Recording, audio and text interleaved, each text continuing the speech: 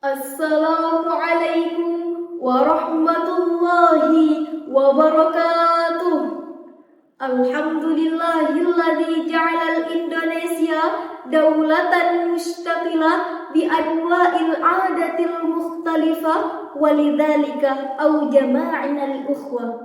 Allahumma salli ala sayyidina Muhammad wa ala alihi wa sahbihi ajma'in, amma ba'du.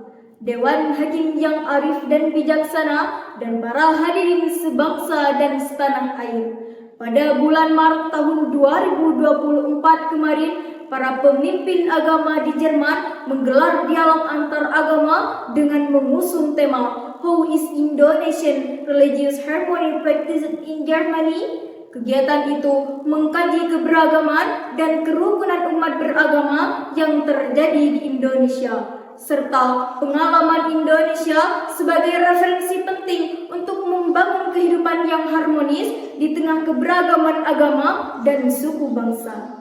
Namun hadirin, sayang seribu sayang, kekaguman dunia internasional tersebut tidak berbanding lurus dengan kenyataan di negeri kita. Sebab perbedaan suku bangsa, bahasa, adat istiadat maupun agama kini sering menjadi pemicu dan pemacu lahirnya fanatisme buta, persaingan tidak sehat, perselisihan dan perpecahan yang mengikis habis nilai-nilai toleransi.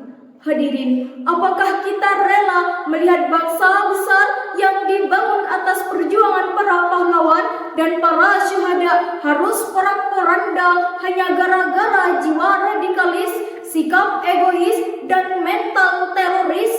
Tentu tidak.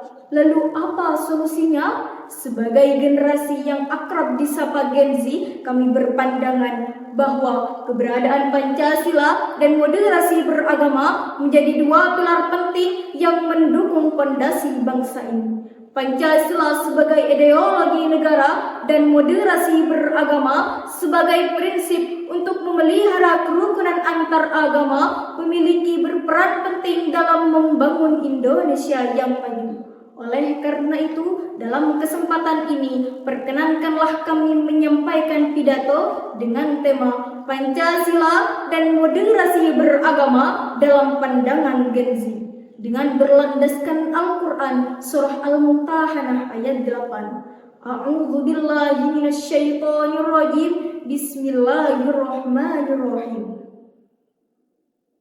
La yanhaakumullahu 'anil ladzina lam yuqatilukum fid din wa lam yukhrijukum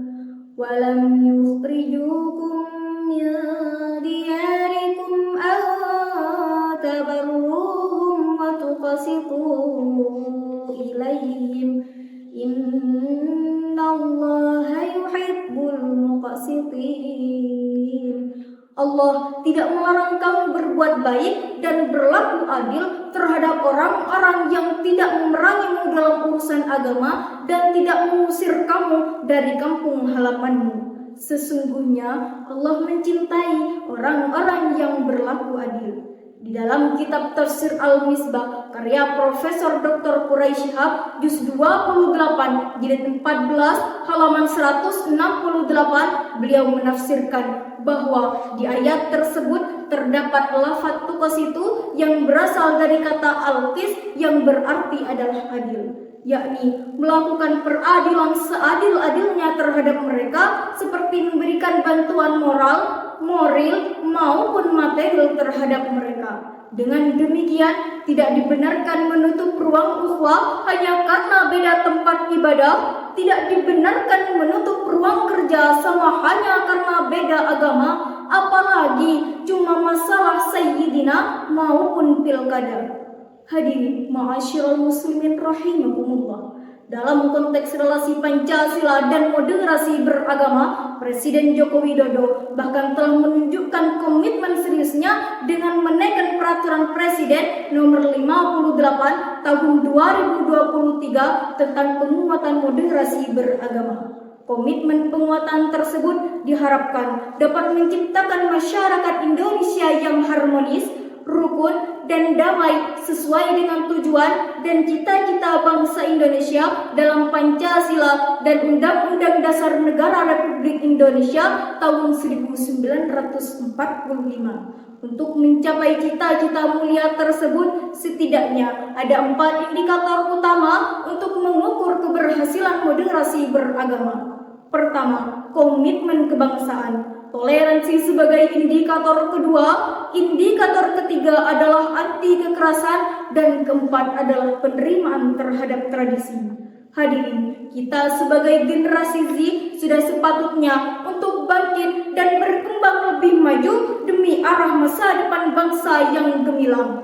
Dengan cara maju bergerak hadapi semuanya, membuka mata selebar kaca, bersama untuk terus berada dalam baris, wujudkan cita dengan optimis dan tersenyum manis. Oleh karena itu hadirin, dapat kami simpulkan bahwa generasi Z memiliki andil besar dalam penentu arah masa depan bangsa. Maka kobarkan semangatmu untuk terus berkembang lebih maju demi tercapainya cita-cita yang kita tuju. Sebelum menutup pidato ini, izinkan kami menyampaikan pantun penutup. Pergi ke Malang mencari semangka, semangka manis enak rasanya. Mari bangkitkan semangat pemuda sebagai penerus cita-cita bangsa. Wabillahi taufik wal hidayah. Wassalamualaikum warahmatullahi wabarakatuh.